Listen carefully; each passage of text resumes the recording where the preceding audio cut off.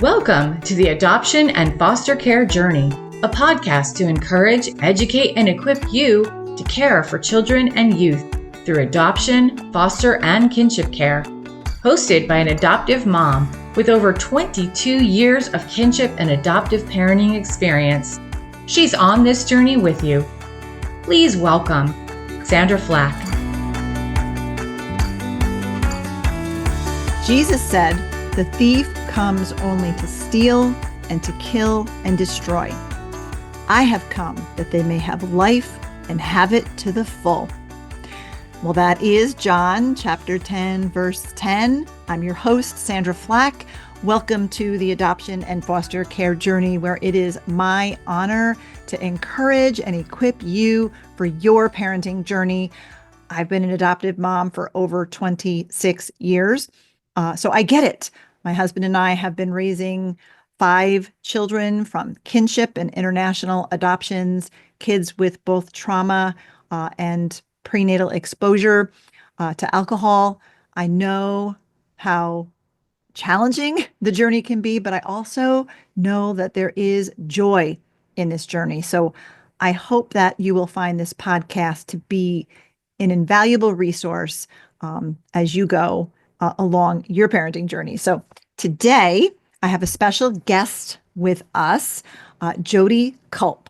Jodee is a tireless advocate for those affected by fetal alcohol spectrum disorders. She has authored 12 books on FASD, is the co-founder of the International Red Shoes Rock FASD awareness campaign, and mother to the late Liz Kulp, who lived with FASD. Jodee provides invaluable wisdom for families, communities, educators, and healthcare providers in her desire to create supportive environments that allow individuals with FASD to thrive. Please welcome Jodee Kulp. Hey, Jodee. How are you today? I am doing fabulous. Love how we're both in our flannel shirts. We have a common interest, so our folks who are watching on YouTube will be able to see what we're wearing. But beside all of that, I'm just thrilled to have you on. I've read some of your books. I'm in the middle of one of your books, and I've always wanted to have you on the show. So I'm so grateful to have you join us. Well, thank you. You'll find out I'm just pretty much a normal person. As we all are, right? As we all are on this journey. So, speaking of that, I would love to hear, your story. I know you and your husband became foster parents way back and eventually adopted. So tell us about bringing your daughter Liz into your family. Okay. So we married in 78. So we're healthy agers right now. Right. And when in 1986, so almost 10 years later, we realized we couldn't have children. And so we went and checked on possibility of adoption and looking at, 5, 6, 7, 8-year-olds. And we came back, both of us own businesses. And we said, I don't think we can make the commitment. That's a big commitment. I mean, I'm a dog trainer now. It's like rescue dogs, right? It's like you've got a history, you've got a lot of things you don't know. And there's just, as a behaviorist, there's just a lot of things that you have to deal with. And we said, gee, we don't know if we should do that. So I had a business, I had 22 people. And I came into the office after bringing in a load of wood. That's what I'm doing now, bringing in a load of work. We live in Minnesota. So, we supplement heat with wood. So I brought in a load of work. And my administrator said, "Joe, this lady keeps calling you and you've got to talk to her. It's really important." And I'm like, "Who is she? Is she a customer?" "No, it's a social worker." And I'm like, "Social worker? Why is a social worker calling me today?" And I said, "Well, I got to go back out to a customer. Maybe when I get back, I'll return her call." Well, she called in between when I was gone. And Ellen said, "Joe, you have to answer this call. I'm not going to take it again. You are going to deal with it." So my thinking was, I was going to say, well, we've really decided we can't adopt. We're immersed in business. And she says to me, "I have a 4-month-old dying baby girl. We need someone that has a foster care license that is willing to possibly do a FASD adopt, which means the situation stays open, the family still has opportunity. So you're taking a high risk. It's a high risk illegal adoption that you're just kind of, and 4-month-old baby. I'm thinking, yeah. And it progressed, right? So by the next day, we'd already seen a picture of her.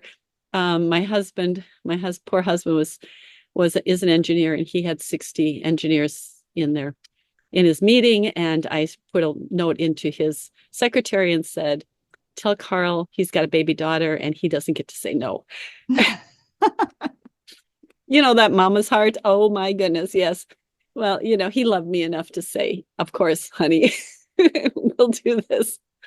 So, fast forward, I had just had my first book published, and it was for adult children of alcoholics, and Hazelton Foundation was using it, and they were using it to open the hearts of men, because it's very difficult for men to express their feelings and to let them out and to feel safe enough to do that and let their guard down. Because part of growing up as an adult child of alcoholics is you grow up with that protection, the protection and the control, and men even more than women.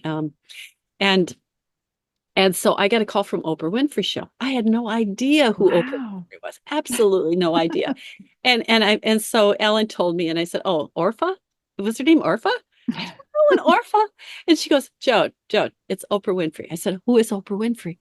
And she said, "Well, they want you on their show." I'm like, "Okay." And they want your mom on your show, because my mom, of course, at that point, we call it restorative alcoholism. So even though she was recovering in the normal sense, we worked on restoring our family.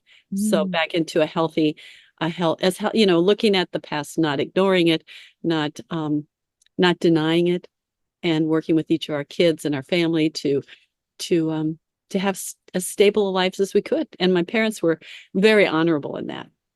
And I was very protective of my mom. So the producer called and said, Jode, and well, maybe your family wasn't bad enough. Maybe it wasn't. And I said, "Well, do you want some stories?"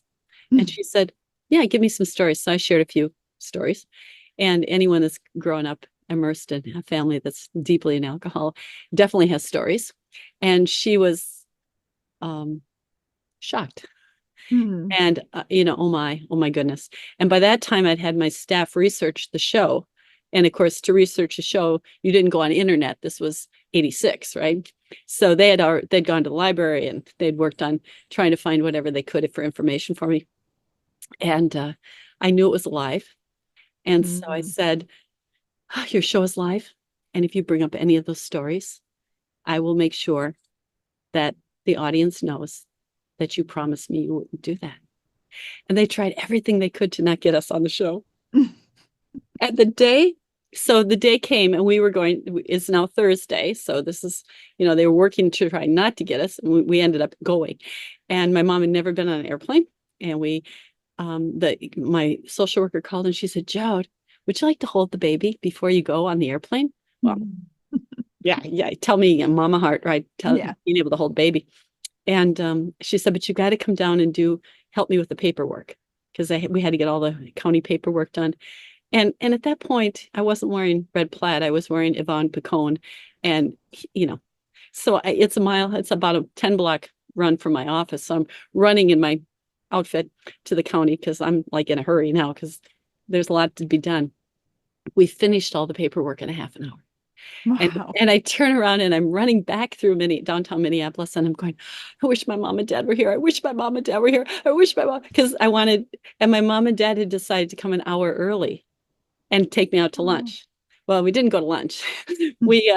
And my husband saw my dad saw the picture, and he looked at it and he said, "Jode, something is wrong with that baby." I said, "No, Dad, we'll love it out. Don't worry. It'll be okay. It'll be okay."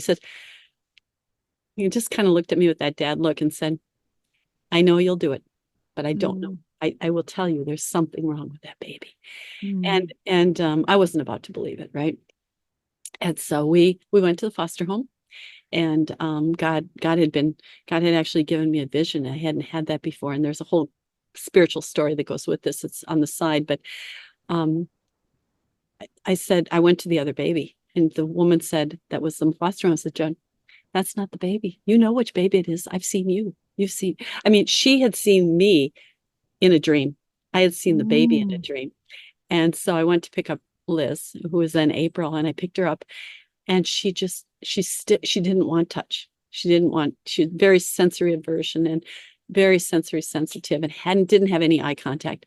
And she just stiffened like a little board, and just, that neuro cry, that brain injury cry. And my dad just looks at me, oh, honey, you don't know how to hold a baby. Obviously, I can help you. And so he took the baby, and he'd had enough children to definitely, to know what to do for sure. And she went even crazier. I'm sure his love was just so much even stronger than mine, because it was magnified like a grandpa, right? Grandpa's like that. And he just, his eyes got big, and he looked at me, and he's like, and my dad's a soldier, right? So it's like, wow, we're in for this. I'm with you, but it gave me that eyes, but it wasn't, we had no idea.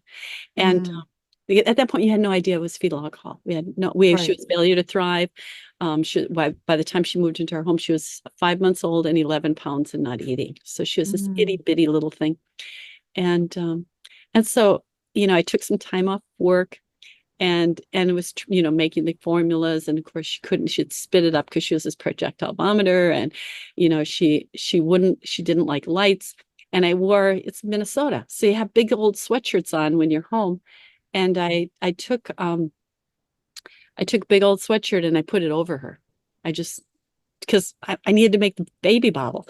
And I put the sweatshirt over her, and she was quiet and she relaxed. And I thought, oh my goodness. So I ended up wearing her for about 30 or 40 days. And I just wore her with me. And she never left my side. She's, wherever I went, she went. She was just kind of part of my clothing. And eventually I was about 6 weeks into having her in our home, and I'm rocking in the rocking chair, and because we started with prayer, and I know your group is prayerful, I was singing Jesus Loves Me, and her eyes looked at me, and they sparkled, and they said, and she smiled. And all of a sudden I said, Lord, there's a child in here. I'm going to go get that spirit. I'm going to go get her. And I said, I'm not going to let her die. And so that was my promise, to the Lord, that I wouldn't let her die. And her journey and my journey were exciting. A lot of excitement. She was very, very smart. Concretely, she was able to. She could do puzzles, like 25-piece puzzles when she was 2, and she knew 60 breeds of dogs. And if I said to her, that's a Doberman, she said, no, mommy, Rottweiler. She knew, and she loved big words. And so my husband's mother, who was a teacher for teachers, a professor at Westchester College, and then my grandmother, who was a child developmental specialist from the 1900s. So she graduated in like 1918, 1917, very, so her work was from the 17 and 1800s, which was fascinating. And it actually helped us raise Liz. They believed she was very smart, that they were watching her as a gifted child. So that's what we thought. And she did kindergarten, and she was very shy and still had sensory integration, but we thought attachment. We thought, just love this kid enough. We're gonna get there.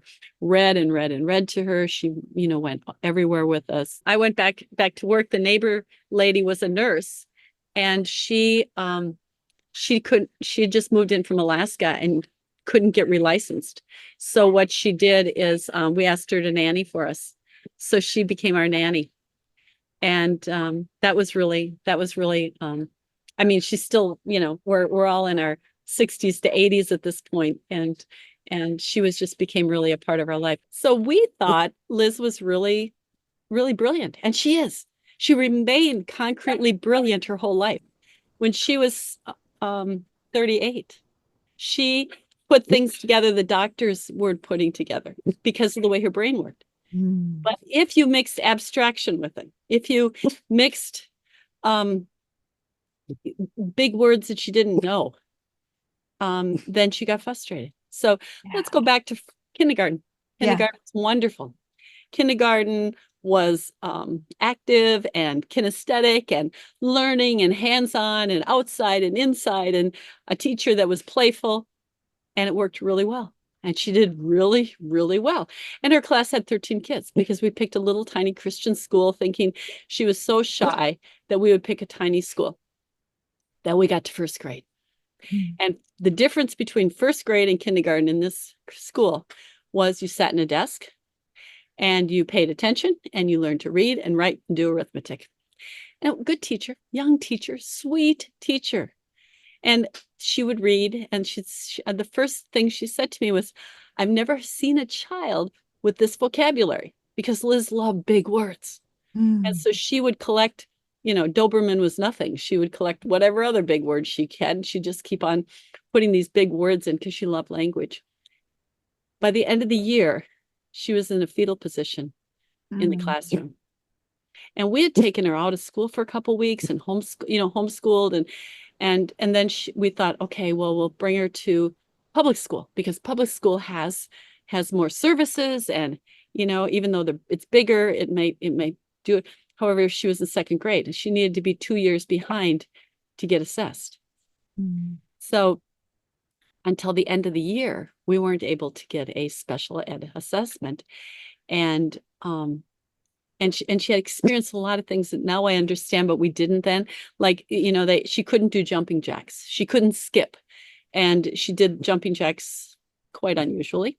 And the Phy Ed teacher had her come up in front and show everybody her jumping jacks. So the whole second grade laughed at her. Just some shaming stuff that was absolutely horrendous. And it carried with her when she was 38. I mean, it wasn't like that went away. Now, what did happen as she got older was she was able to advocate and use some of those experiences and say, don't shame me, don't play games with me. Tell me the truth. And she'd make doctors so angry, because she'd say, make it make sense to me. Yeah. I need you to make this make sense. It's my body. Make it make sense. And that came from, I think, being young and being listened to in her family, and and being able to carry that information home. So she'd come home from second grade and we would have a 45-minute to 2-hour meltdown. And what's the new word we're using for that? Well, I call it expressive behavior, but and one day I thought, I'm going to lay down with her, next to her, and just do it with her. Just do the, because she was just, I mean, you could get bit, you could get hit, things could get thrown. And any of us that have those experiences know exactly what you're dealing with. And so I laid down there and I did exactly the same thing as she did. I mirrored her behavior, and she shook her head and she looked at me and she started laughing. and she started laughing. She said, Mommy, you look ridiculous. And I said, well, there's some kind of bear inside. Let's figure out how to get it out. And then she became my team member. So instead of me trying to figure out how to help her, she tried to help me figure her out. And so that was a big flip. Big flip. And she kept saying, Mom, I got to get homeschooled. You got to get me out of school. It's going to destroy me. You got to get me out of school. And so it was, okay, we'll do this. Now, this is a big deal. My company is just hitting $1 million in sales, and I'm going to walk away from it, right? And lay off 22 people. And it wasn't like a little thing. So I dispersed my business to employees and laid everybody off, and everybody got jobs. They were good. It wasn't like they didn't work, but I went home. I went home to homeschool her. And we made a deal with each other, because she was in third grade. She was going into fourth grade. I said, Liz, if you can learn to read and begin writing, and you can commit to that, I will do this for you, and I will pay down the debt. Because you don't leave a business without 60, 90 days worth of expenses. I mean, you have to be able to make those expense payments. And it was $250,000. So how does one person make that back? Well, God was faithful. And within 18 months, I had paid off that debt. Wow. I never made that kind of money again, ever in my life. But I was able to pay off the debt and homeschool her. And the very first day, I had a book called Learning Disabilities. And I opened it up and I said, Liz, we're going to read about disabilities. And I said, I want you to take the red pen, and every time you see a disability, because we're sitting next to each other, I want you to X out the dis, because we're going to go for the abilities. And that's what we did. We crossed out every dis in the whole book. And so the whole book had, because it was on disability, right? Yeah. Filled with disabilities. We crossed out every disability, and we had abilities. And so now I said, okay, so now we're going to go find your abilities. And she said, but I can't write. I can't read. And so I wrote the alphabet down, and I crumpled it up, and I said, it's going out. You don't get the alphabet anymore. We're throwing it away. She said, what? I said, and so I'm dramatic and kind of fun. And I said, this thing's going out the door now. So I took the paper, the alphabet, and I threw it out the door, and I locked it. I said, it's not coming back in until we can figure it out. Well, what ended up happening during that time, and she didn't know, is that I had gone to school along with it to study Orton Gillingham and Spalding. And so I had certified in those two areas. And so instead of doing sight reading like they were doing in school, we took the alphabet and made it abe, kiss a day, it became the phonetic sounds of it, Right. with the phonetic sounds connecting, because she could never put cat together. It was CAT. You should see a word, and it was always very concrete. How can they make it? It would, as a little child, she'd say 1, 2, 3, 5, 6, 7, 9, 10. I'd say, Liz, 1, 2, 3, 4, 5, 6, 7, 8, 9, 10. She'd say, Mommy, 4 you, 4 me, 4 can't be a number. So there was a lot of teaching, and I ate my dinner, and it was like, oh, there's so much I just can't. You couldn't get through. So starting and throwing out what she knew and starting from scratch gave us the beginning of it. And we started with, I think, and A, and A was the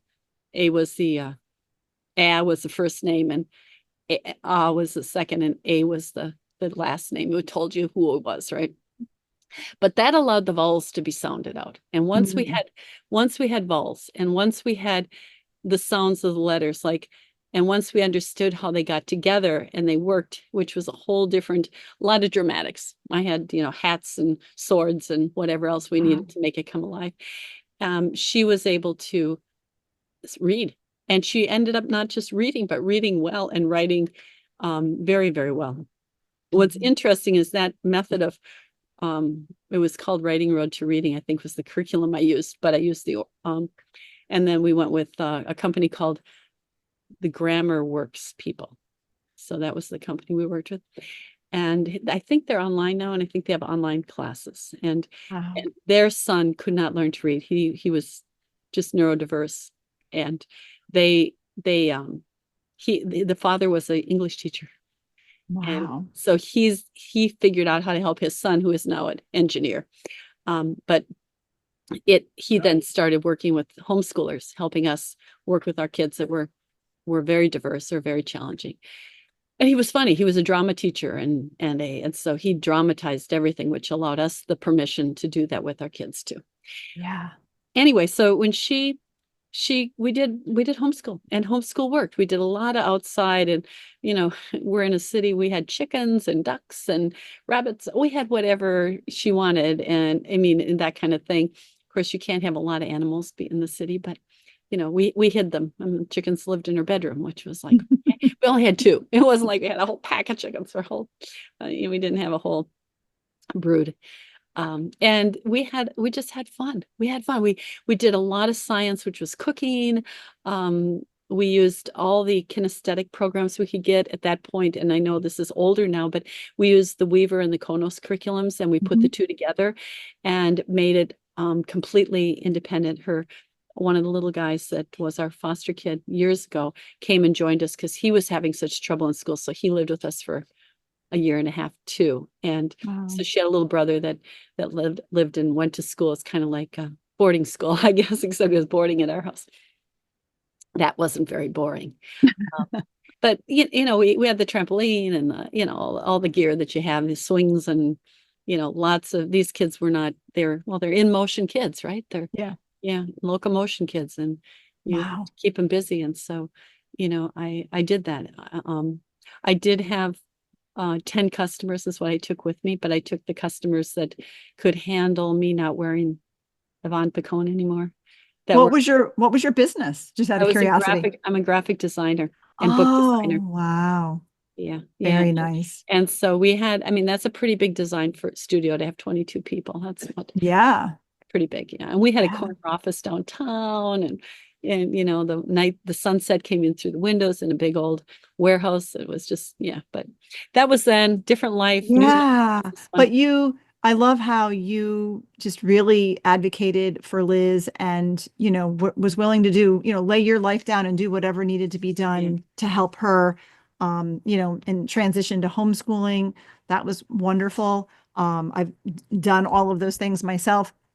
And just for our listeners who are just learning about FASD, if you could list what were Liz's symptoms as she was growing up and you were learning? I know you mentioned sensory and things like that, but if you could list like the symptoms of FASD, even though maybe at the time you didn't know it was FASD, but you know, what were those behaviors, right? Impulsive, meaning and not thinking before she acted at all. I mean, if you're looking at executive functioning, and it does not happen with little children anyway, but more like having a 2-year-old all the time, even as a 14-year-old or 15-year-old or 16-year-old. And I'm not calling her 2 years old because, but the behavior would be what you'd expect of a preschooler. And I've done preschool, forest school for children. So, you know, it's that kid that you all of a sudden see up in the tree. And it's like, how did that 2-year-old get up in that tree? You know, I thought I had my eyes on that child, or hanging off a limb, or, you know, it's that kind of thing. Or, you know, you had to keep your eyes on them all the time. She was very, again, sensory. Lights bothered her, wind bothered her, no interoception, which means she couldn't feel the inside of her body. She didn't know when she was hungry. She didn't know when she had to go potty. She didn't know when things were hot or cold. She would wear shorts in the winter and a winter coat in the summer. A lot of things were mixed upside down. Very loud. She walked differently, which I didn't understand until she was much older. You know, she just was Liz, right? So, I mean, she changed her name at, again, concrete, right? She's in 2nd grade and she finds out there's a month called April. She can't be a month. She's a kid. She's a person. So her name was April Elizabeth. And she said, my name is now Elizabeth. I will never be a month again. Wow.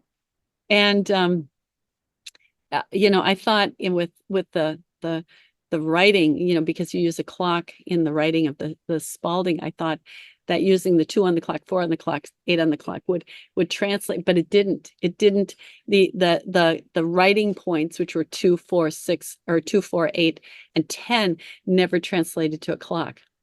So fast forward that into her 30s, as she's dealing with all these medical problems, and they're doing a cognitive, what's called a slums test, to see how is she, you know, like they do it with dementia, right? Well, 6 of the questions were things she could not do because she could not do them because of the situation with her abilities. She was unable, you know, I said, hey, a clock is like a cheesecake, you know, cut it in 12 pieces and see if you can, you know, figure out where the pieces are. But even at the she couldn't cross that boundary. You couldn't teach it to her. It was just kind of really interesting. Different, no originally midline crossing, which means if you're doing the dishes, you will do the dishes and then you'll walk over to the side to pick them up out of the dish drain, right? So you know, she wasn't able to do this. We did a lot of movement things. And then when we started doing aerobics together, we did a step aerobics class, and that's hard anyway for everybody. But there was no access to upper body movement and lower body movement. She could do perfect upper body or perfect lower body, but you could not do both at the same time. Wow. At the same time. And her eyes were incredibly acute. She could see things that we couldn't see, but they didn't always process it right. And her ears could pick up things that were absolutely incredible, things we wouldn't hear, right? Because she was very acute hearing. But she didn't hear when you're talking, and she'd pick up every 3rd word. So if she was in a classroom and she was hearing, and she had to put together, and she still did as an adult, put together the language that people were talking. Now her family started talking to her and saying things twice, right? So would say it the first time and then would say it together.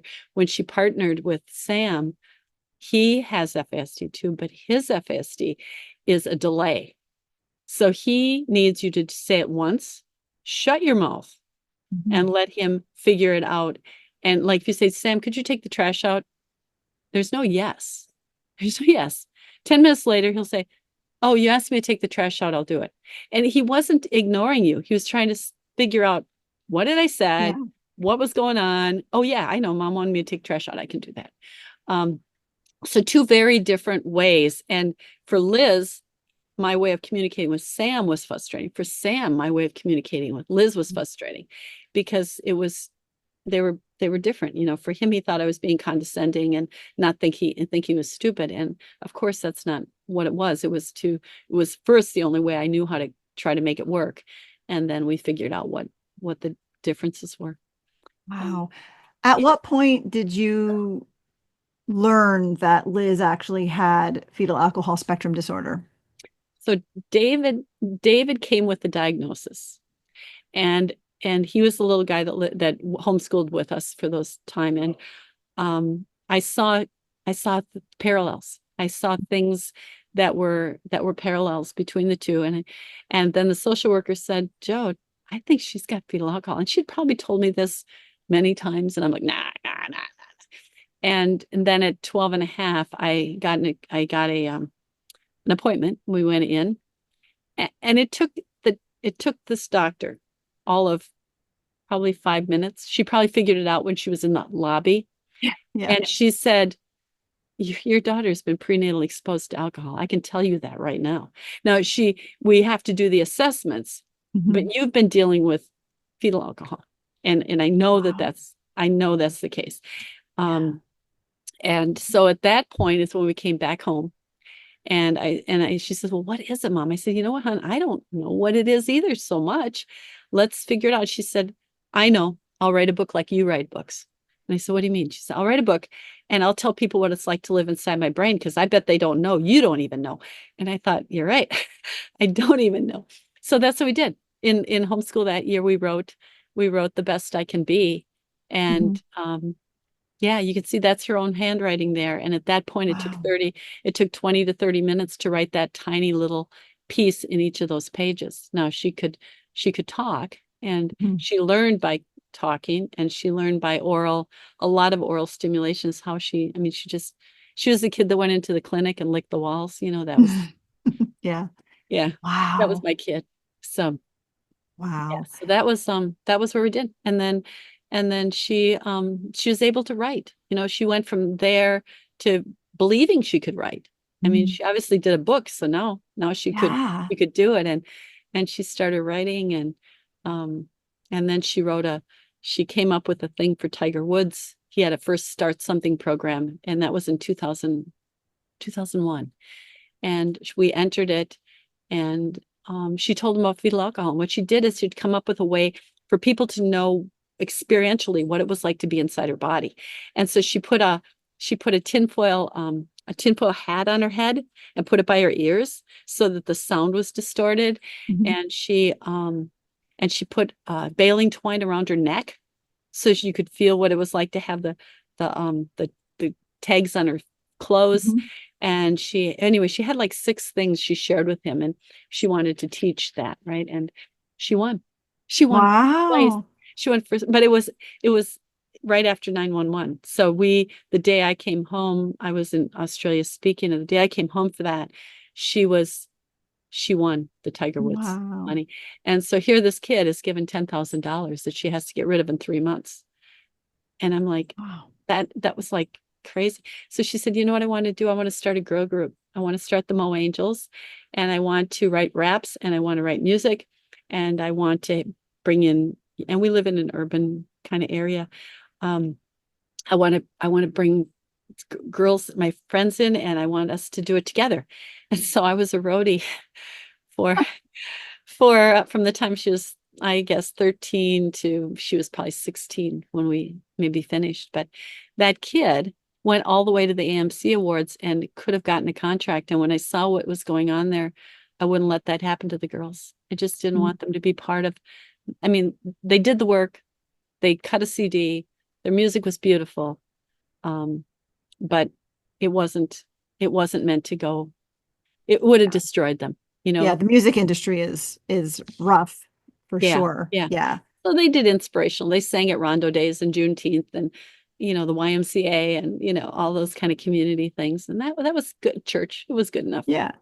Yeah. No, that is great. So music is one of her, was one of her strengths. Share with us some of the other strengths that Liz had. So we started with, she wanted to play the harp. Oh, and wow. the harp is the piano's this way, harp is this way, right? Yeah. So it's, again, that you got that the piano is this way, the harp is midline, right? Because you're dealing with, it took, we did Suzuki, which was an incredible program. It's how I built the rest of her whole curriculum was on the Suzuki method. The way they do the pedagogy is how I did the whole rest of the curriculum because she learned from that. And because we were just grasping at straws. We got to figure out how to teach this kid. I mean, she's not unintelligent. She's differently intelligent. So how do we capture that intelligence that she's then that spark and not lose her glimmer, right? And she was just a little sparkle and remained so right up to the moment she died. And we'll share on that piece. It was fascinating. So the I lost my train of thought. As soon as I talk about her, the harp. So she learned to play the harp. She learned to play the harp. Yeah. So she started playing the harp and she was 6. And in Suzuki, you start at 4 often. And she was still in book 1 at 12. Okay. 4-year-old, we ended up doing private lessons with the head harpist from the Minnesota Orchestra in her home because in the classroom, in the group classroom, the 4-year-olds had surpassed her like 4 years earlier. And the teacher just didn't want that to hurt her heart. She wanted her to enjoy it. So anyway, that's where it kind of started. And she eventually was able to play with both hands. Wow. It took Mississippi hot dog for a lot of years. Yeah. So she, she graduated in 9th grade, she went back to high school and went to school, and we started in some charter schools. And then we went to a regular public high school, and she finished school at a, 1,200 kid public high school. In there, they did just a great job. Embracing Zach is very much like what they offered to her. I can't wait to get to that because I want to talk about your book, but I'm just so, I love hearing about Liz and, so music was one of her strengths. Any others you want to share? Of course, boys were, we obviously, we collected kids. So if a kid needed a place to live, and they were close to getting in trouble or ending up being in the county at that point, they would come to live with us. The county would know. And their parents were into it. Right. But they were just too hard they were going to get in trouble. Right. They were the kids who picked out of the gang fights and you held on to, and they're Effenheimering and swinging at the same time, and they're all up about 4 feet tall. So here's a typical thing. So she and this little girl, they're sisters, and they really are sisters in their hearts. They bet each other one summer who could get the most kissing from the most strange guys. Oh my. Yeah. Yeah. That's the kind of thing we dealt with.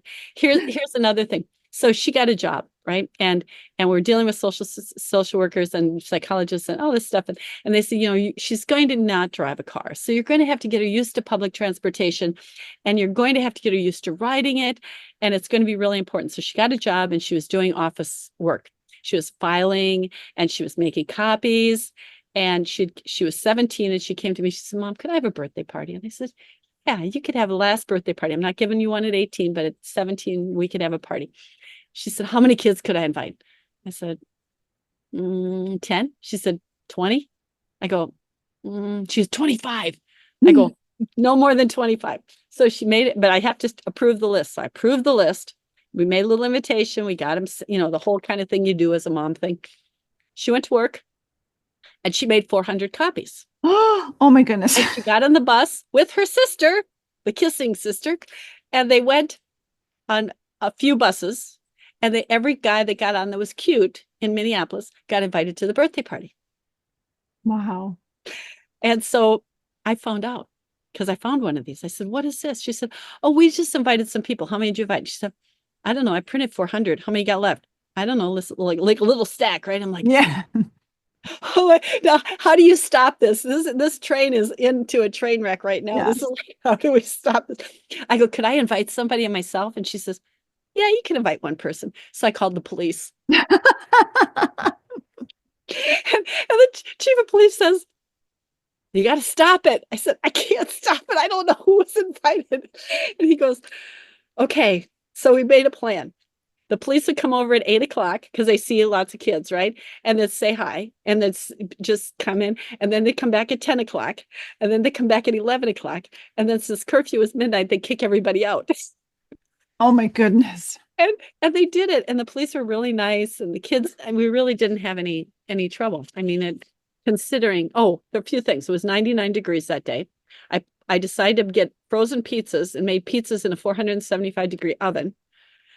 So that the house was even hotter, right?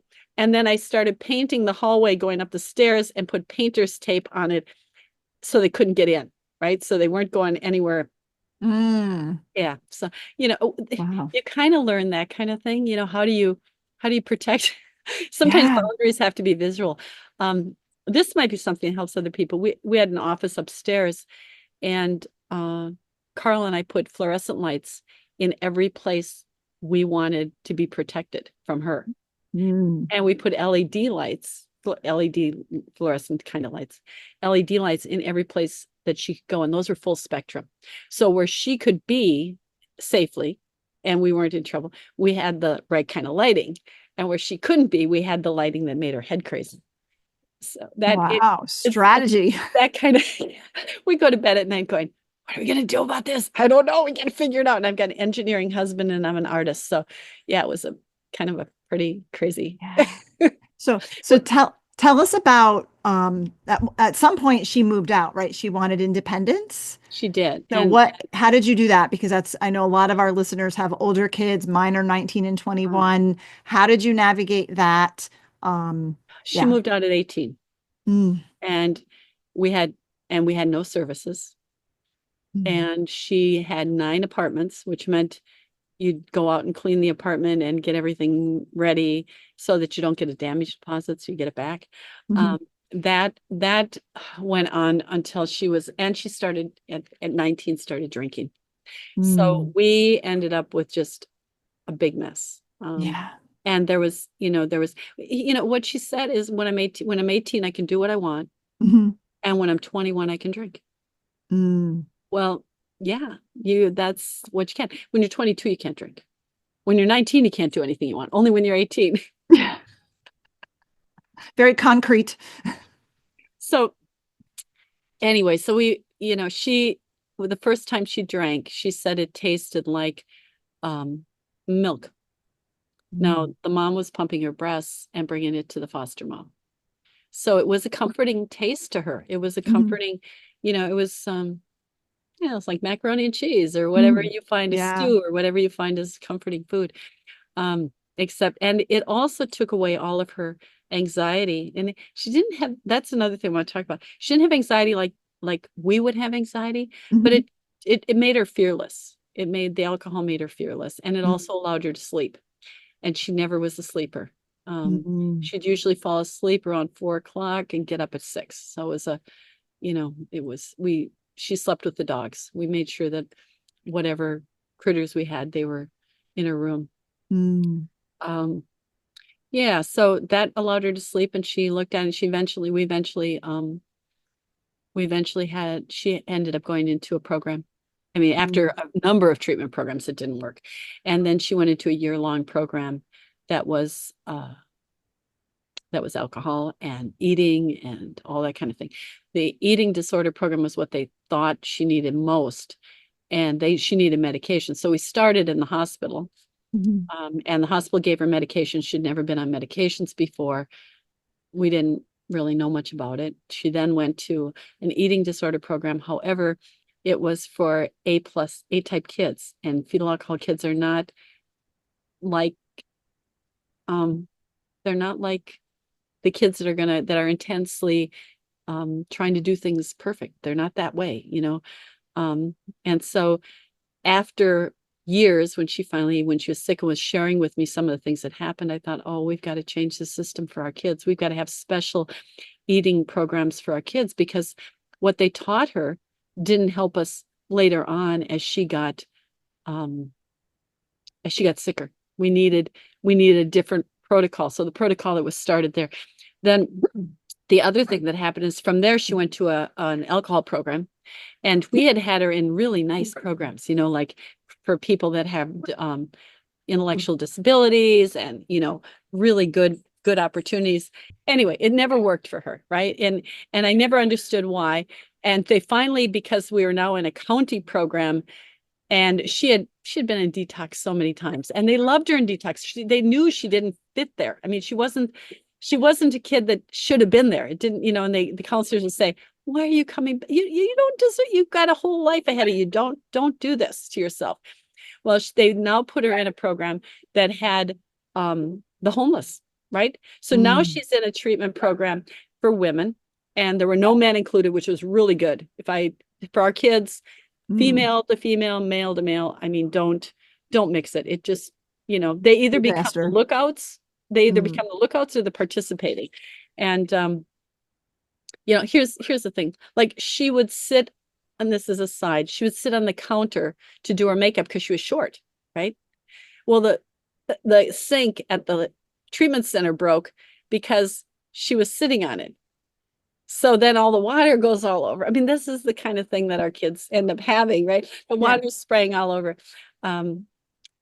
Anyway, the treatment program said to her, now that you're not drinking, you're going to probably eat a lot of sugar. You're going to be drinking sodas, and you'll drink a lot of coffee. And you'll do that to keep yourself sober. Now, put those statements into a concrete learner. Yeah. If you said, now that you're sober, you're going to want to exercise more. You're going to want to eat a lot of broccoli. Yeah. And you'll eat some normal protein, and you're going to be able to have friends and do a lot of laughing. If you change that, because what she did is she took that prescription that came from the treatment program, and being concrete, took it and followed suit exactly what that was. She started drinking Mountain Dew, never drank soda in her life. She started, and she'd smoke cigarettes. She didn't smoke.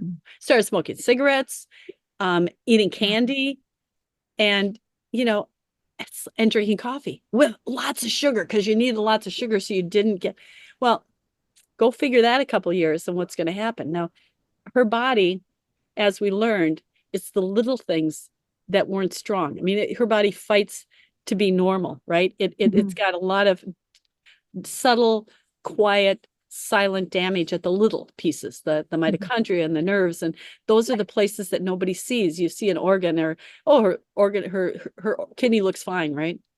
But not all the stuff inside. The heart looks good, but not all the stuff inside. The pancreas is working, but we could have told them, and they didn't believe us, that she had hypoglycemia, because we saw that when she was a kid. But they said, oh, no, that's not true. Today I'd say, go get A1C on those kids. When you do physicals for those kids, if you do blood work, get an A1C and look at the kidney numbers and the liver numbers. Look at those. And every time you get a physical, I know it's blood work, and I know we don't, our kids don't want it. But what you end up doing is you're going to be able to catch that stuff early and put those things into place. Wow. She, so she ended up, her teeth started going bad, had perfect teeth, not one cavity at 22. By 24, she had cavities, was losing teeth. At 2013, she got type 1 diabetes. Her blood sugar was 1,075. Wow. Yeah. I mean, she was a walking sugar factory, right? Wow. She was living on her own, and she was doing well. I mean, we're talking, she has now lived on her own, looked at growing as a woman, following her prescription from treatment, right? Which is, not ours. She's got a mom that does organics. So you can see there was little bit, and she's taking her meds because she can sleep with her meds. Now her meds were not what, I mean, we fought these meds from the time they given to her until, she passed away. The meds were, I'm going to give the things because I think she had 20 milligrams of Ambien to put her to sleep. Mm. She was under 100. She was 100 pounds. Wow. And that's unheard of. 5 milligrams is what, is like the capping for the FDA or the federal government says 5 milligrams for women. So, and then there was more on top of that. And what we learned because of the way her body worked is the pharmaceuticals, they didn't know what to do. So they just keep adding. Yeah.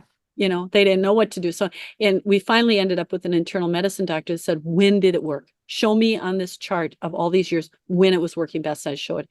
And he says, we're going back to that. We're going back to that, and we're going to back off everything, even that less, and then we're going to work it through.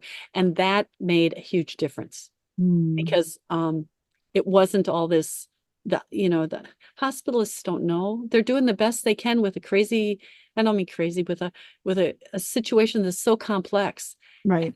And they're, when they just keep adding, well, maybe this will work, maybe that'll work. And pretty soon all of those things is a box full of medications. Yeah.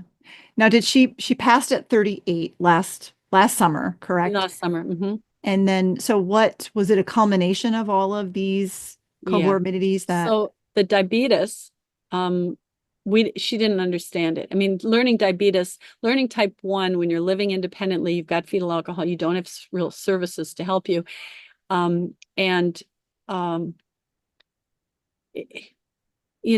None of us really understood it perfectly. I'm going to take, and she wasn't about to listen to me at that point. Right. That wasn't where we were, because our relationship had become peers. She'd come over, maybe we'd cook or we'd go shopping, but I was her neighbor mom. I wasn't mommy anymore. That wasn't who I was at that time, not in 2009 until probably 2022. So, but a year later, she got pancreatitis, and she was sick. We went to the ER, and we were sitting in there for 5 or 6 hours, and they're just thinking, oh, she's got a stomach ache, it's no big deal. Well, then they took her in and realized that she had ketoacidosis and pancreatitis, and huge issue, and things that they didn't believe she could do. Like, we should have had a diabetic pump right from the beginning. Now they're afraid that she would override it and then it wouldn't work, but there are new ones out there now. I think it's iLet is one that are very simplified for young children. If a young child is 2, 3, or 4, can have a pump, there's no reason our kids can't have diabetic pumps. If she should have had a CGM right away, where she could have. And when she finally did get the CGM, I used it for a month just to show her how it worked. And then she still was scared of it. And then she finally got to use it, and she liked it. And her A1C after the pancreas thing, and she realized she couldn't drink any more Mountain Dew, and that she had to really watch her diet. And she almost, seriously, she was in the hospital for over 30 days. And it's a surprise she made it. It's a surprise that in 2014, she made lots of miracles happened. And she made it. So, so here's a situation that was kind of cute.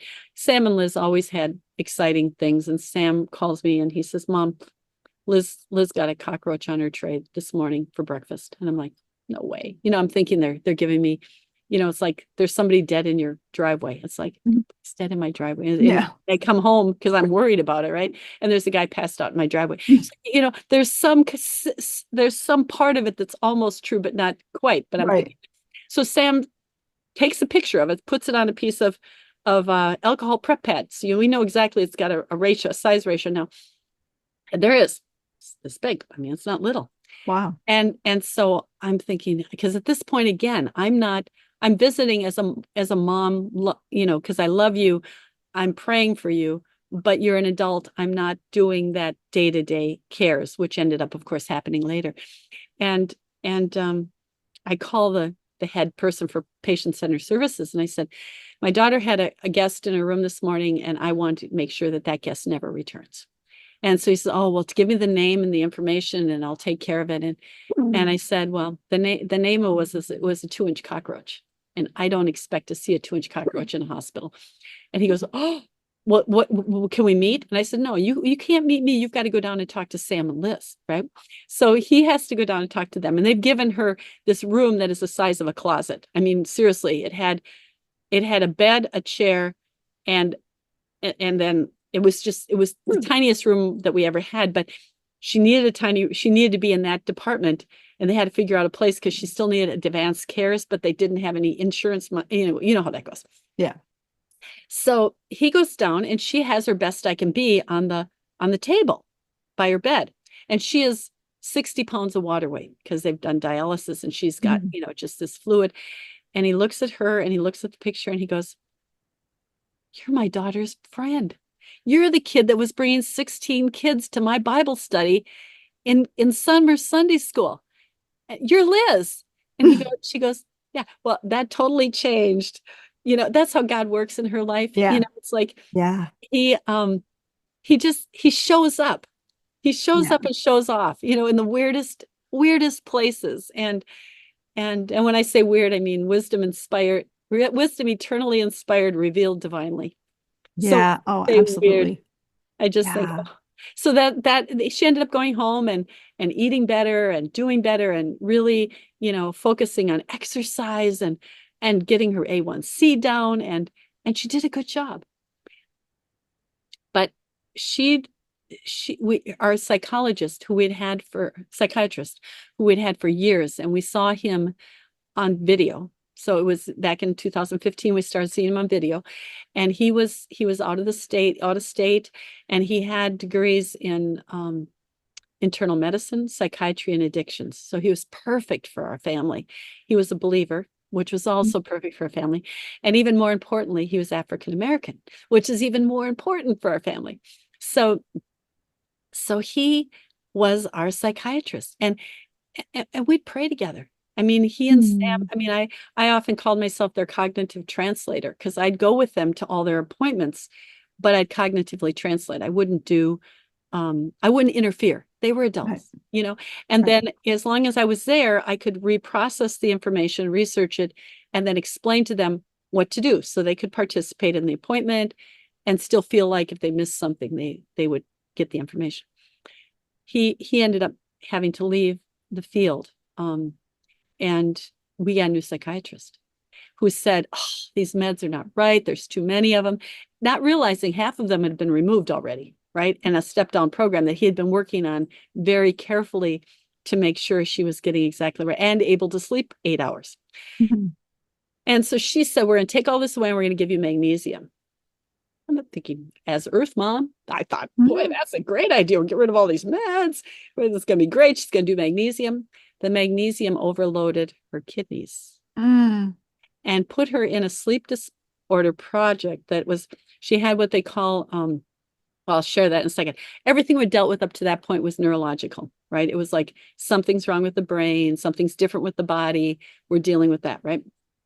So she starts having sleep paralysis, not being able to breathe, move. For 20 minutes, it would take her body to come online. And by the time the EMTs got there, she was starting to come online and working on walking again and, more coherent. So lots of tests on, are you doing drugs? Are you pregnant? All these kind of things that didn't have anything to do with it. It was the magnesium for her. Now, I'm not saying magnesium's bad for anybody. I'm just saying that for her and her body and the amount, it was the wrong combination for her. And we hadn't had genetic testing done or anything at that point. And so she went to the hospital. She had to go to the hospital, and they had her in the hospital, and they determined it was conversion disorder. So it moved from neurologic to psychological.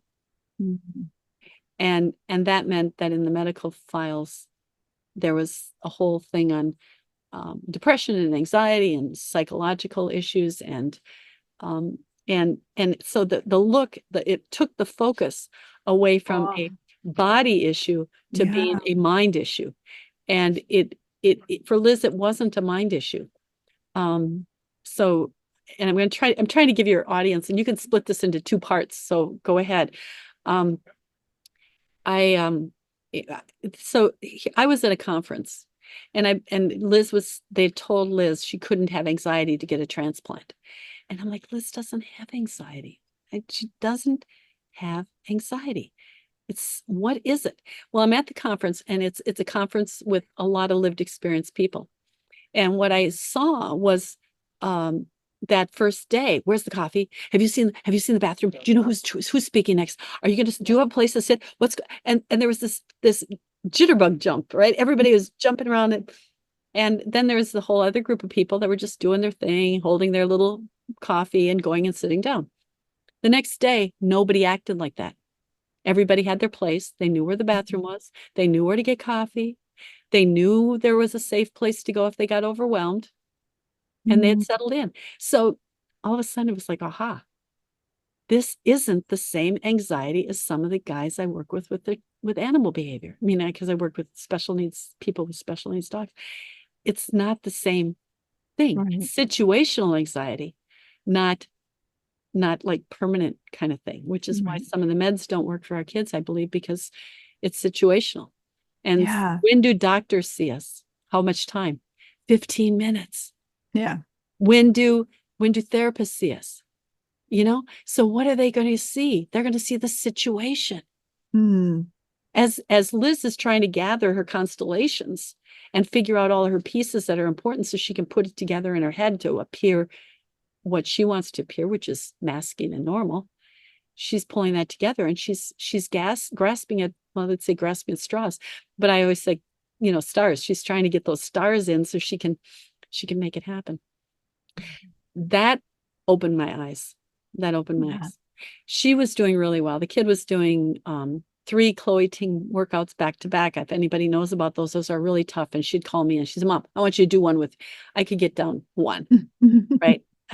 I do fitness instruction. I get down, but she would like speed it up. And so this kid is like, oh, and the other thing is it put her kidneys at stage 4. So I'm, and we go through that whole year, and we're now dealing with kidney doctors because we have to. I mean, we're in stage 4, and this is, something we've got to deal with. And we meet with the nephrologist, and the nephrologist, Sam and Liz, are sitting there, and I'm in the corner because I don't sit with them. I sit back in the corner like an eye doctor, right? They got the front and they got the back, or a dentist. So I was sitting in the back, and they were listening to the nephrologist. And the nephrologist says, and I haven't shared this, what the stories I'm sharing to you right now are I'm not shared publicly. So you're hearing my real story. Only reason why you're hearing my real story is that for so many years, I've been told your books have too much God in them. And I kept saying, I can't take God out of my life. God, I can't walk this walk without this. So you're the first person that's getting the opportunity to hear the whole story, or more of the whole story.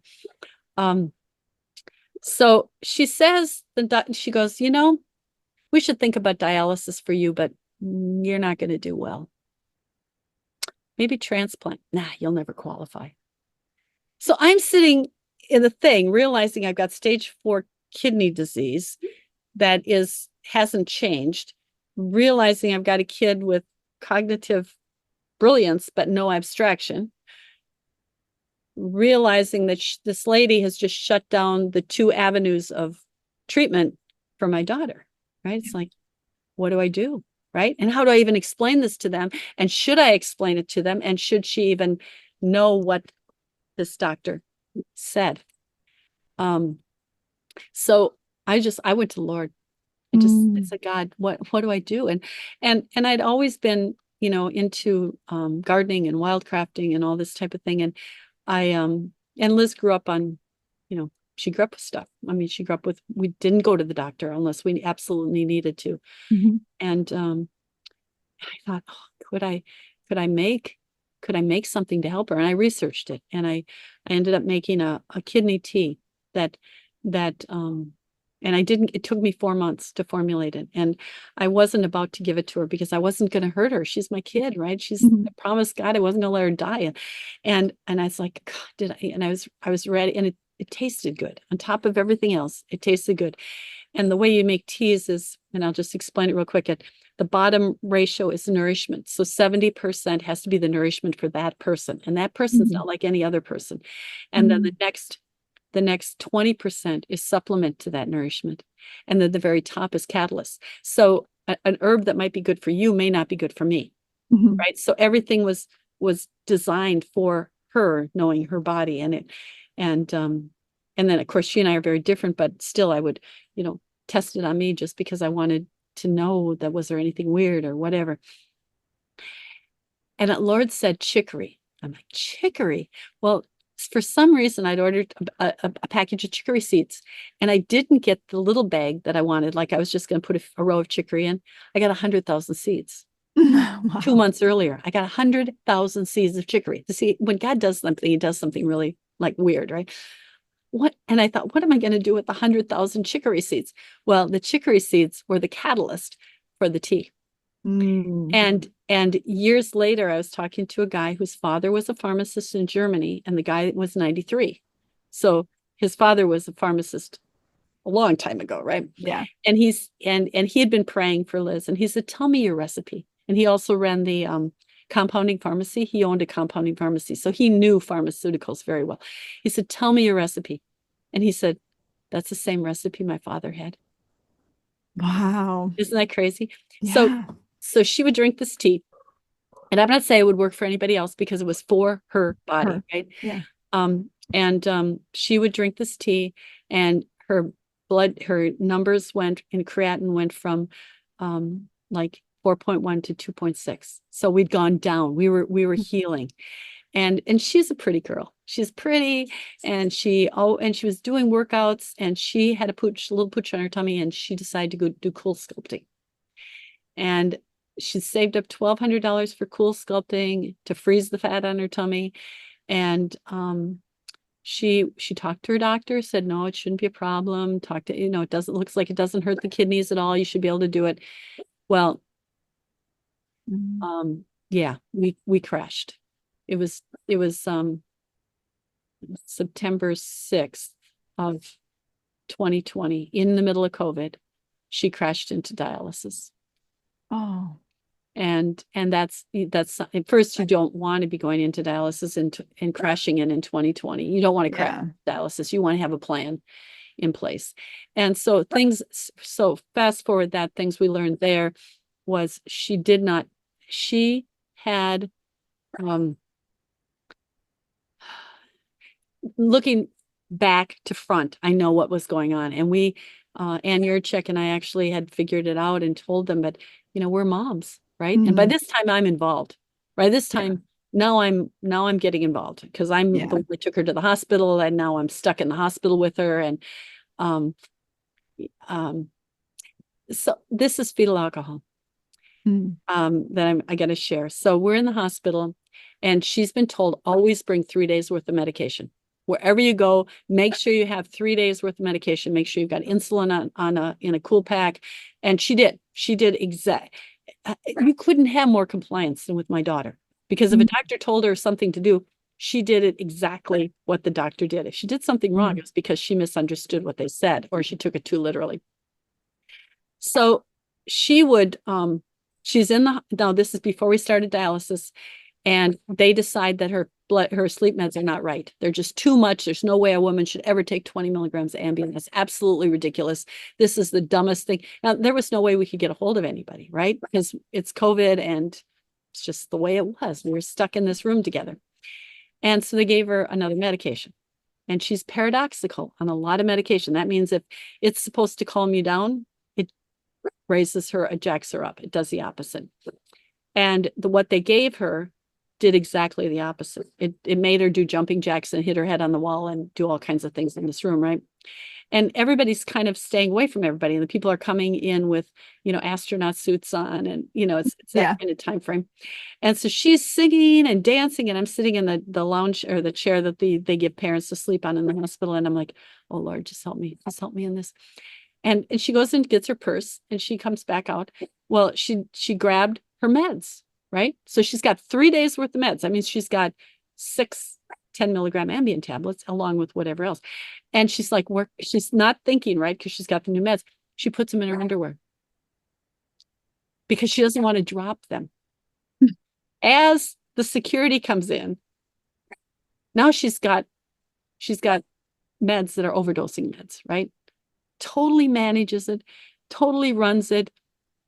She is like, they now bring in the full security and full garb, and they look through all my shirts, and they look through all my clothes, and they look through all mine too, my purse, and my jacket, because obviously I'm probably contributing to this whole mental person, right?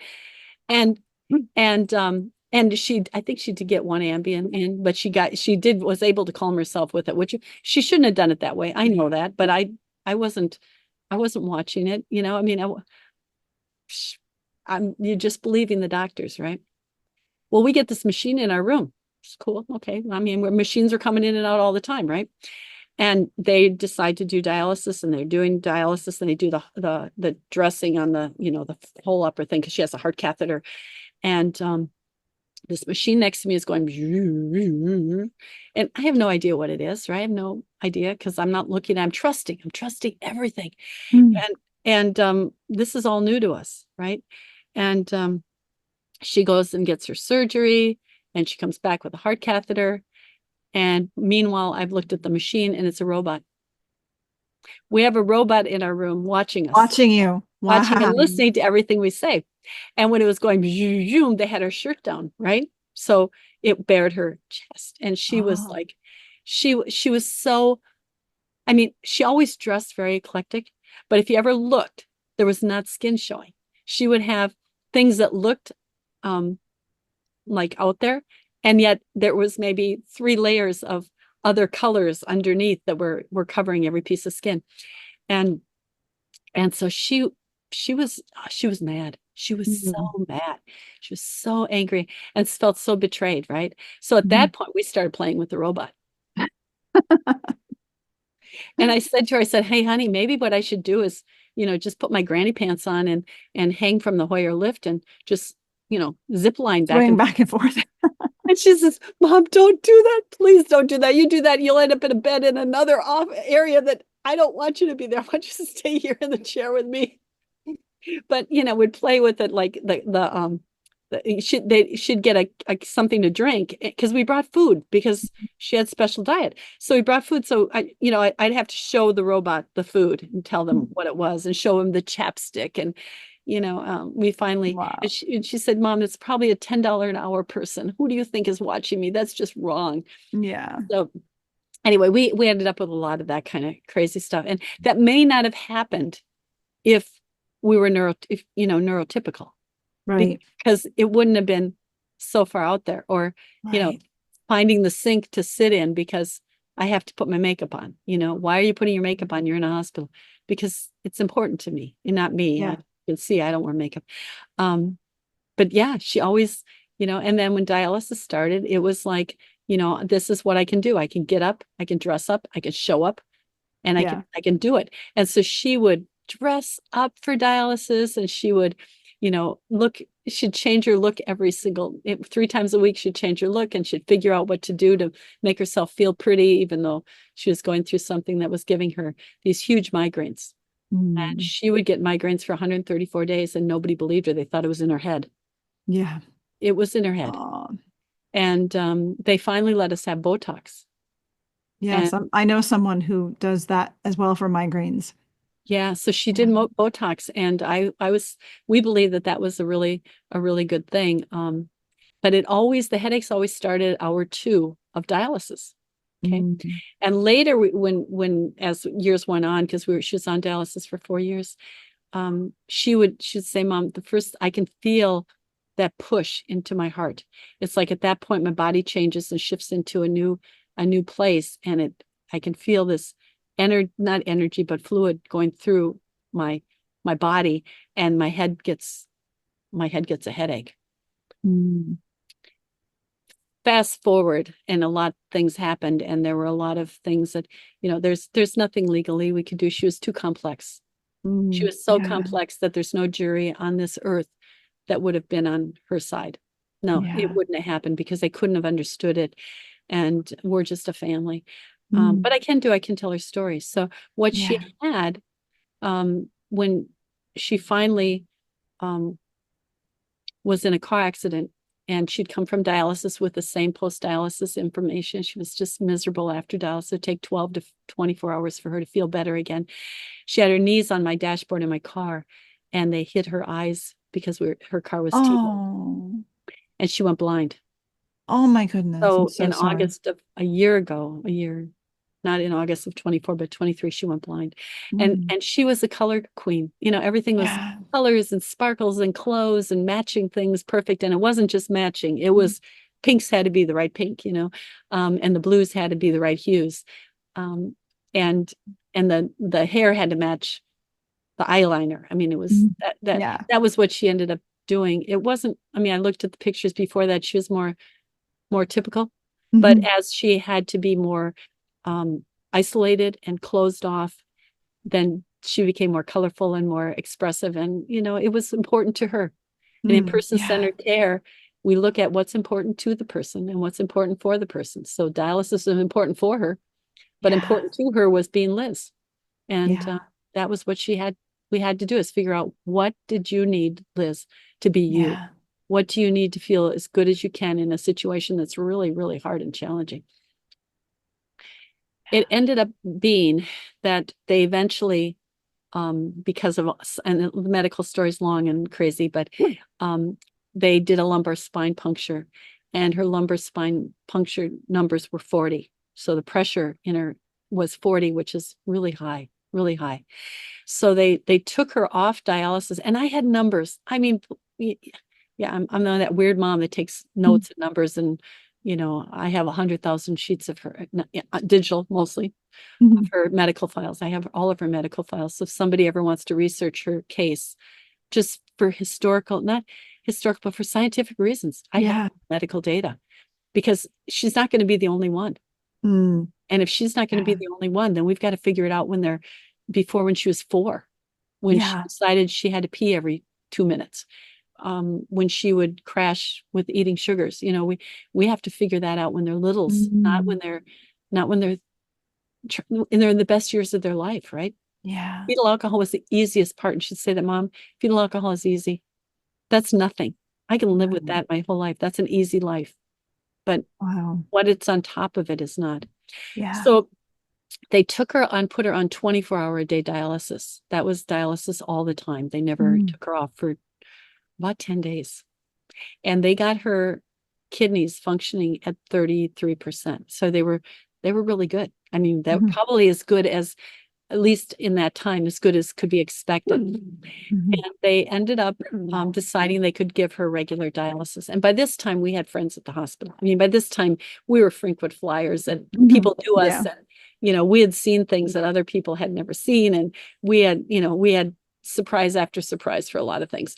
And she ended up having the same thing happen with the headache when she went back to regular dialysis. Same kind of thing. And they decided to put a shunt in her head, a temporary shunt. So they decided to do that. When they did that, she ended up getting a brain bleed in the right frontal lobe. And it started healing, right? But then they did a second. Then they decided that they needed a second shunt. Well, now with the first shunt, they could see what was going on, right? They could see, because they could monitor it. They could monitor the pressure, and they could watch it. They decided they needed a permanent shunt. So they did a permanent shunt. The robot we have really not good time with robots. The robot put it in the wrong place. Oh my goodness. So we had to have it taken out and put it back in another place the next day, which wasn't really a good, fun thing. But anyway, that was kind of the way our life was. She then, and this is fetal alcohol, and I'm saying these things because other families need to be watching for them. She was in the hospital for over, I think, 45 days is when we were in the hospital. And we'd gone in 14 days before we were going for active transplant. So to make the decision to go into the hospital, which she hates hospitals, she has to be really sick. And at about 45 days, she decided she was going home, because they get deliriums, delusions. And so she felt like she was getting that, and that was caused from the hospital. So she never had them at home before. If she went home, she'd be safe, right? So she showtimed. I mean, she rallied up to the point of getting, to whatever she needed to do to get home. She got discharged.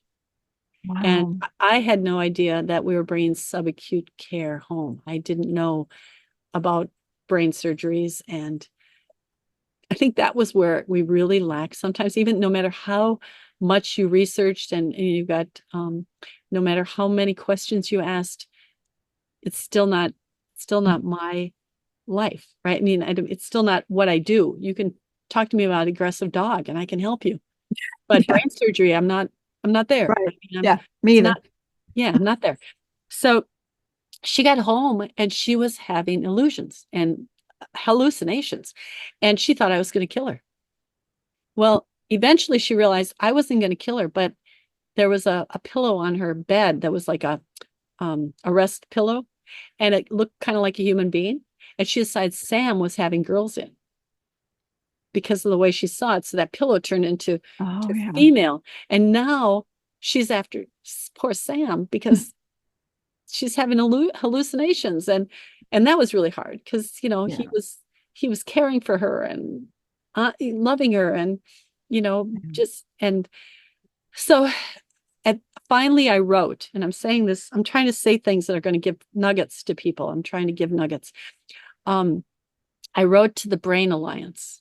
Okay, so this is in Minnesota. We have an organization called Brain Alliance for TBIs. And all of a sudden, I realize she's got a TBI. Mm. And she's recovering from a major TBI. Mm. And and they not only did they give me information that explained it in a way that a caregiver really needed to know, but what I could expect as normal behavior that was strange, right? And would you say that the TBI was from the accident where her knees it was the accident and then the 3 brain surgeries. Okay. All right. Yeah. And but at this point now we knew things. Yeah. We knew she needed in dialysis what's called a linear profile for sodium. We knew that she was always low sodium and she needed to have sodium in her dialysis. We had honed it down to, and at this point I'm working with people. We're together. We'd honed it down to the littlest ratio. So the least amount and the least amount. So we got it down low. We knew that it was the right one because the other ones we knew what would work and wouldn't work. We knew the temperature that worked with her body and the temperature that brought her blood pressure. And it wasn't like anybody else's, right? So she had a very select profile for dialysis that the other people didn't have. And we actually got called in. We would be there to watch. So the day that she died was the day that I was there with her, and I was watching her, and I was working on embracing Zach, and she had fallen asleep, and I saw them set the program up, and that was all. I didn't look any further, right? Everything was right. The numbers were right. They didn't put the button on. They didn't turn the program on.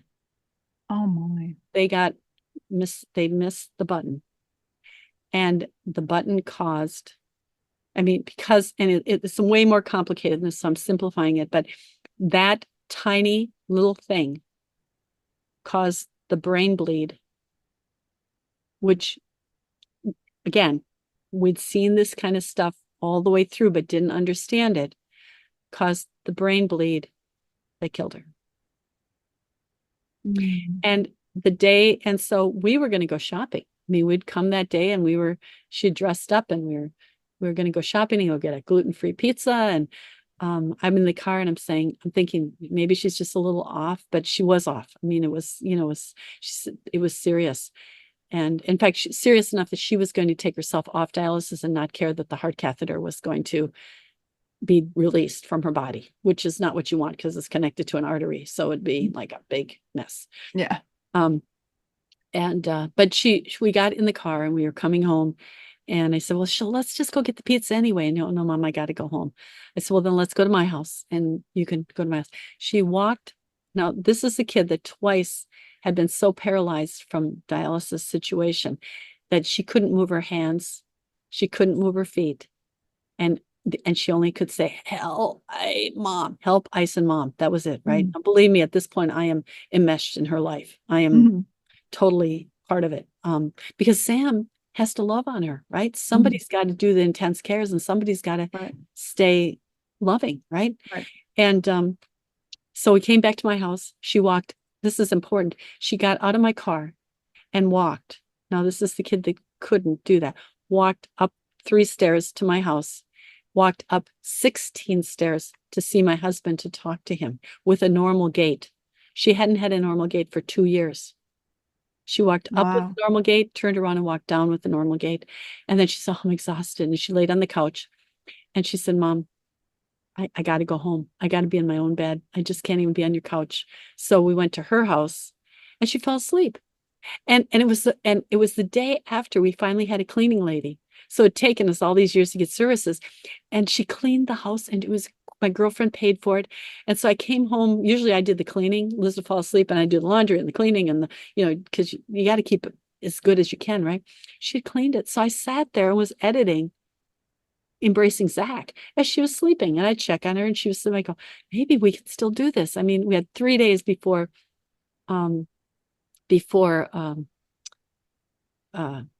transplant active. So our active transplant was in 3 days, and she was bound and determined to make it. She made us promise we wouldn't call the hospital.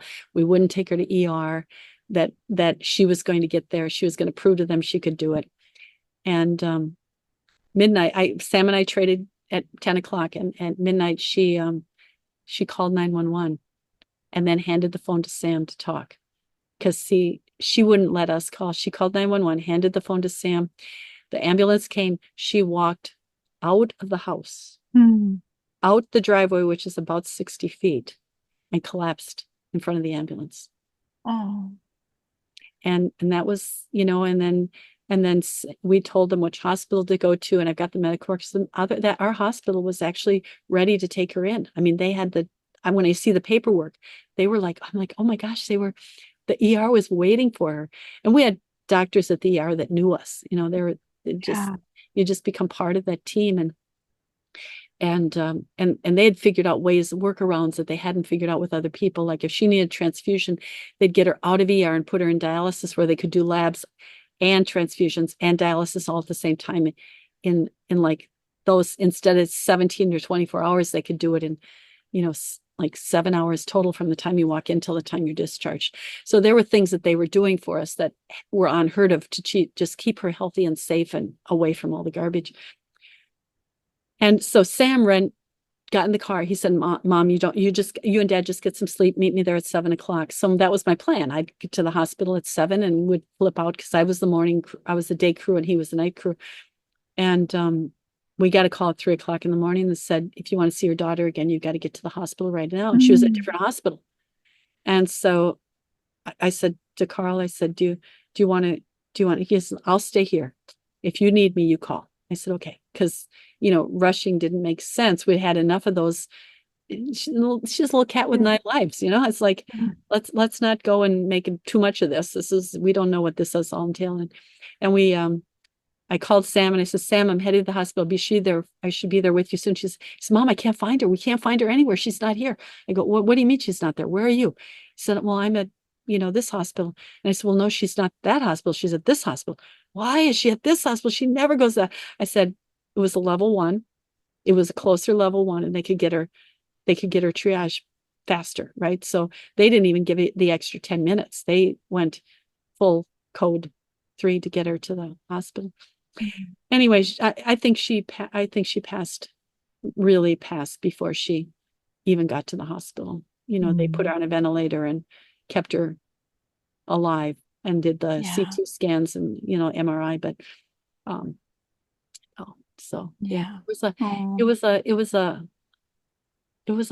was a surprise, because here we were moving. But now that I know more about transplant, and I've had people I really know close. Before, I'd had people that I knew that really were doing good, and now I've got a friend that just spent 65 days in the hospital on his transplant, and he was healthy, and I mean, as healthy as you can be when you need a transplant. Right, you're healthy, right? But he was way further, had more abilities than we were dealing with. So yeah. Well, but anyway, That's it. Yeah. And through this, knowing Liz, being so pressed down, losing all my structure that I had in place, being focused on trauma and crisis for 2 years, and coming from an adult with alcoholic family, I realized with some of my responses that I too have FASD. Wow.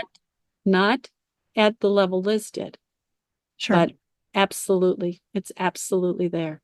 And yeah, and then now I can look back and say, oh yeah, that was FASD. Oh my Yeah. God. That would make sense, That right? would, oh, that makes sense. Yeah. Yeah, all those big oopses you made, it's like, because I could never Yeah. figure out why I did it. It's like, Mhm. oh yeah, like in 1 second you can destroy 10 years. It's like, how do you do? Yeah, well, I get it now, right? Now I Yeah. can be a little bit more careful. So Yeah. And I've done training because I'm a certified facilitator of the facets neurobehavioral sure. model. And I've had folks in my workshops that would approach me later on or email me later and say, I think I have this, Yeah. so it is more common, right, than we may realize. Oh, and in our generation, or my generation, totally, there was, this World War II generation. So Yeah. parents are, they're coming back, they're drinking beers, they're partying, they're trying to get pregnant, all Yeah. smoking cigarettes. It's just part of, Yeah.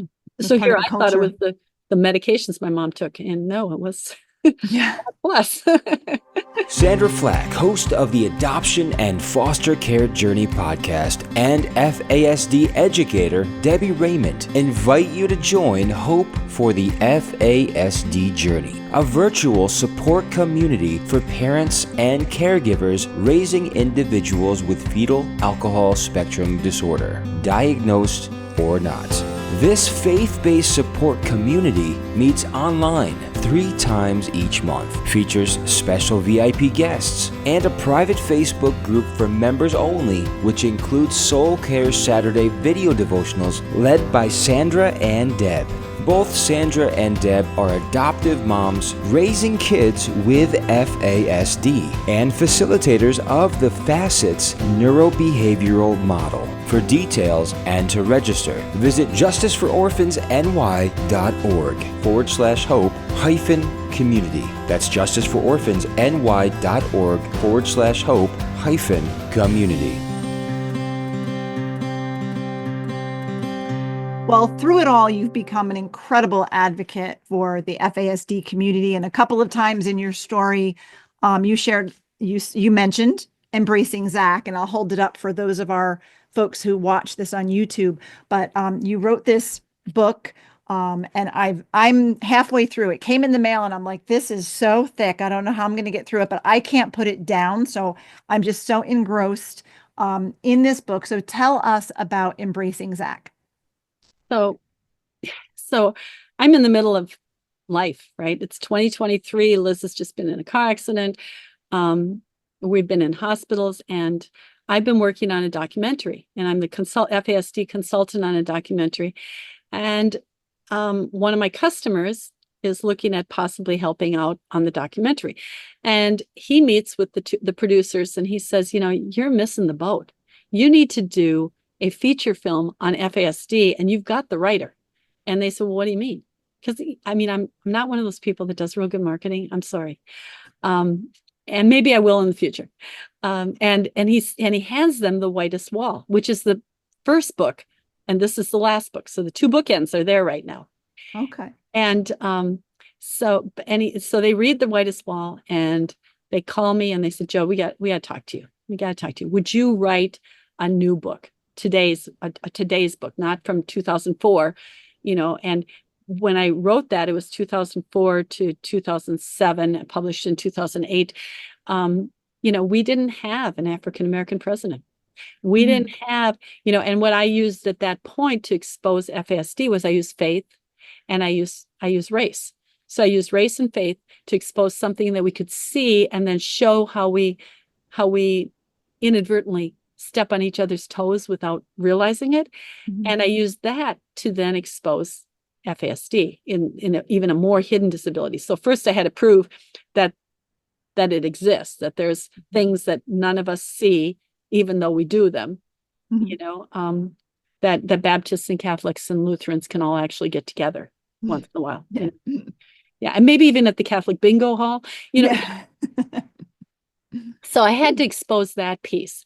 And once I did that, and it won a Mom's Choice, and it won a Best USA Fiction. And that was in 2008. And I had invested in the marketing. And in 2009, I broke my back. Oh my. So it never got marketed. But now I had a chance to write it. So Joel Chagrin, who is one of the producers of the documentary, he had interviewed, and I had helped him interview. We had 100 interviews of persons with lived experience of some kind or another. A lot of people with lived experience with having FASD, parents and professionals. So we took those 100 interviews that I was very familiar with, and so was Joel, and we decided to create a character that that wouldn't be any one person, but would be a conglomerate of people. And we put it in the same town that the first book was written in. Sam is one of the characters in this book as a young veteran or a younger veteran. And then now 20 years later as an elder veteran. And Margie in the cafe, she is, she was a younger single mom in the new projects to help people from the city get their stability back, and now she owns the cafe. So, there's some changes there, but and then there's some other characters that we're not going to talk about because I know, spoiler alert, but I use some of them as connections, and then we wrote it, and Zach became alive, and I wrote Zach when Liz was so sick, so the emotions were totally there. I mean, it was just, yeah. And it got written really fast. And then what's really important is the Meliorus. We got together, that means people that want to do good. 4 of us got together and we started, they wanted their opuses out. And Patty was one of them, Patty Casper with the podcast. And then Antonia Rathburn, I don't know if you know her, but she's an art therapist, worked with thousands of our kids, and her material never got out. And she's and they're elders now. And Deb Evanson from Alaska has a book that she never got out. So they said they would edit my book if I'd help them produce their books. Wow. So we decided as a group of us that we would try to move FASD to the next platform, that we would take everything we've learned from, for Patty lived experience too, both Antonia and Deb working with thousands of people, and trying to get what we've learned so that it becomes the next dock to jump off of, that we can then, and it's not written in AI, right? It's written from human experience.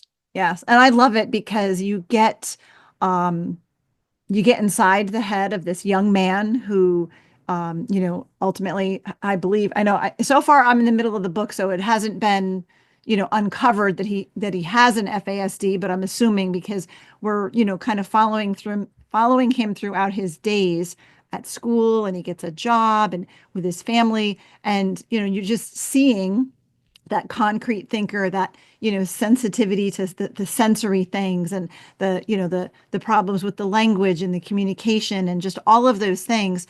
And he just, you just fall in love with this young man, because probably I fall in love with him because I have 2 sons who also have FASD, but, other characters that are neurodivergent, and just how the whole community comes to know and support him. So, I love the book. I recommend it to all of our listeners, parents, teachers, anyone working with children. Again, the name of the book is Embracing Zach, written by Jodee Kulp, and I highly recommend it. And there's so many characters that are so you create your characters, and you're just drawn into this community of Riverdale, I believe the name of the community is. And I just love it. And it's a great way to learn, because you're immersing yourself into this kid's world.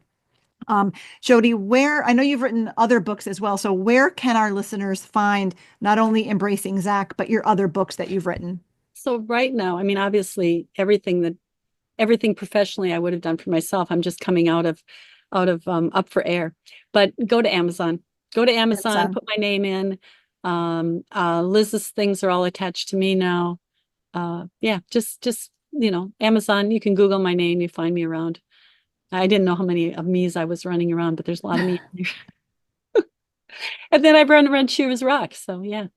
Yeah, I love that. So, Jodee, most of our listeners are adoptive and foster parents. On this journey, many of us are raising children who've been prenatally exposed. I always like to end the episode with some words of encouragement. You've got an incredible story. You've lived through so much. You've written so many books, so much experience. But as we wrap up, would you offer our listeners a word of encouragement today? Sure. First, Liz said at the end that FASD was the easy part of her life. 2, the big transition changed when she became my trail guide instead of me being the trail guide. And I started looking at what was important to her. Where did she feel most safe? Where did she feel most comfortable? What kind of clothes did she like to wear best? What kind of food did she like? And then the third thing is I learned to take my Jodee out. And I got a pretty big Jodee. And that, as long as I could take me out, then I could see them. And I'm not going to recommend this for everybody, but the other thing I did when they became adults is I actually went and got certified as a PCA. And I took on 3 couples with FASD to see what was common and what was different. And there were some common things I learned. And so for those things, like I'm a person that comes in and opens up windows and brings in air and lights up all the lights. And yeah, that's me, right? But, their homes, all 3 of their homes, and I'm not saying everybody's, but their homes are dimly lit. The homes are quiet for, not that they wouldn't have the TV blaring, but in general, it was a very subdued safe space for them that I saw. Colors on the walls were different than I would choose. But again, those are important. It's not about Jodee. It's about each of us individually, what we need to be the best we can be. And Liz is the one that said that. I just have to be the best I can be, Mom. That's it. Yeah. So it's not about our kiddos with FASD fitting into some mold. No. Really, we need to make sure that we're leaving things open for them to do it the way that works best for them. And that they have a safe haven with us to tell us what that is. Yeah. It's so easy for us to stomp on them. And I mean, verbally stomp on them or emotionally stomp on them. We really have to use caution for that. And I see, a lot of the sideways behaviors. And believe me, I could push my guy's buttons in 30 seconds if I wanted to. If I got cranky and crabby and felt like I wanted to put my Jodee foot down, I could destroy what I wanted to work for so long. And when I didn't do that, when I embraced them with love, when I came out with, and not asking why send both of my kids into a house of mirrors? But when I asked the Bloom's taxonomy, what did you do? When did you do it? Where did you do it? Where were you? When I asked those more simple questions, like you would have asked it, younger child, then I got the answers. And if I got confabulation, which believe me, sometimes they were pretty creative, I could start piecing the pieces together. And often then is when I would take a moment when I got home and try to write notes down, but not write it in a story, more like just write it down in a list so that I could come back a day or 2 later and say, where was that? And then I could start putting pieces together. Yeah. Wow. Well, Jodee, thank you so much for just all that you have done for Liz, but also for the whole FASD community, the books you've written, and just all of your advocacy. We just thank you so much for that. And thank you so much for sharing your story with us today. Yeah, well, this is the first time, so thank you for letting me I'm share honored. Thank you. Thank you for doing it. Thanks. Our neurodiverse kids deserve it. Yes. Amen. Amen. And thank you for sticking with us to the end. I know it was a longer episode than usual, but I think it was very really therapeutic for Jodee to just share her story about Liz and Liz's life. Liz passed away just a year ago, not quite even a year ago. It was last summer. So thank you for hanging in there. And Jodee is just a wealth of information on FASD. So if you can check out any of her books, and I highly recommend, again, Embracing Zach. That is the book, her newest book, and that's the book that I've been reading, and it reads like a nonfiction, or it reads like a fiction story, right? It's a made up story, but a composite of the main character is a composite of really everybody that we know who has an FASD. So you may recognize your child in him. I recognize, my boys at times when I'm reading, but it's also funny and fun and interesting. So I highly recommend it. I hope you check it out. You can find all of her books on Amazon. We'll put a link in the show notes, not necessarily to Amazon, but we'll make sure that you know to do that.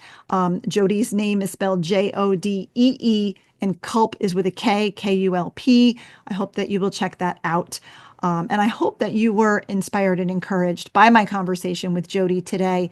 In addition to inspiring you through this podcast, of course, I want to equip you as well for your parenting journey, especially if you're parenting kids who were prenatally exposed to alcohol. We have the support group. I offer online and in-person FASD workshops, as well as this podcast, of course. So please go to our website, justicefororphans.ny.org, and you can see the button on the top of the homepage for training or for registration. If you go to training, there's a drop down and it says FASD.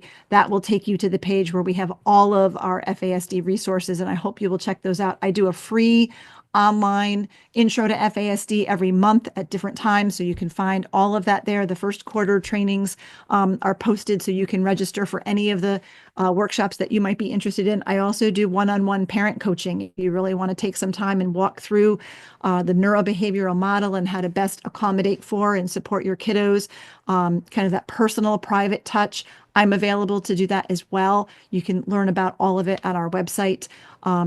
Thank you so much for listening today. Find us on social media. Find this on YouTube under the Justice for Orphans YouTube channel.